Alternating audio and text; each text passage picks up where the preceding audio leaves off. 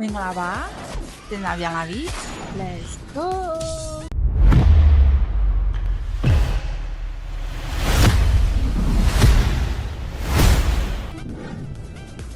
မနေ့ကလည်း Newcastle ပွဲကိုရလိုက်တယ်ဟုတ်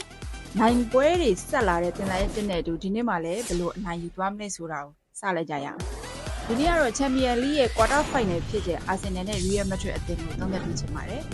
Arsenal ကတရေ90အရှုံးပေးထားတယ်။ဒဏ်ရာရကစားသမားတွေလည်းများနေရကြောင်း Arsenal တို့ဒီဈေးပေးတာဟာမျှတပါတယ်။တစ်ဖက်က Real တို့ကတော့လူစုံတက်စုံတဲ့ကစားသမားတစ်ယောက်ချင်းစီစကေးမှာတော့ Arsenal တို့ထက်တာလွန်တာကိုတော့ညင်းမရဘူး။ဒါပေမဲ့ဒီယာတီမှာဆိုရင် Real ရဲ့အဝေးကွင်းစွမ်းဆောင်ရည်ဟာညံ့နေလို့ဆိုနိုင်ပြီးတော့နောက်တန်းကဂိုးတွေခွင့်ပြုနေရသလိုတိုက်စစ်ကလည်းဂိုးရဖို့ရုန်းကန်နေရတာကိုသိထားရတယ်။နှလုံးပြား60ရှုံးဆိုတဲ့ဒီပွဲရဲ့ဂိုးပေါင်းဈေးမှာတော့သွင်းဂိုးတွေအများအပြားမြင်တွေ့ရဖို့မရှိဘူးလို့ထင်ပါတယ်။ဒါကြောင့်နှစ်ဖက်သွင်းဂိုးက3ဂိုးအထိဖြစ်သွားဖို့မရှိတဲ့အတွက်1-1ရလက်တင်နဲ့သာပြီးဆုံးမယ်ထင်လို့ဂိုးအနှဲငယ်နဲ့သာစွန့်စားချင်ပါတယ်။ဒီနေ့ရဲ့သုံးသက်ချက်လေးကတော့ဂိုးအကိုပို့ကြိုက်ပါတယ်။ဒီစားများအရှုံးနဲ့၍အနိုင်များကြပါစေ။အားလုံးပဲကျေးဇူးတင်ပါတယ်ရှင်။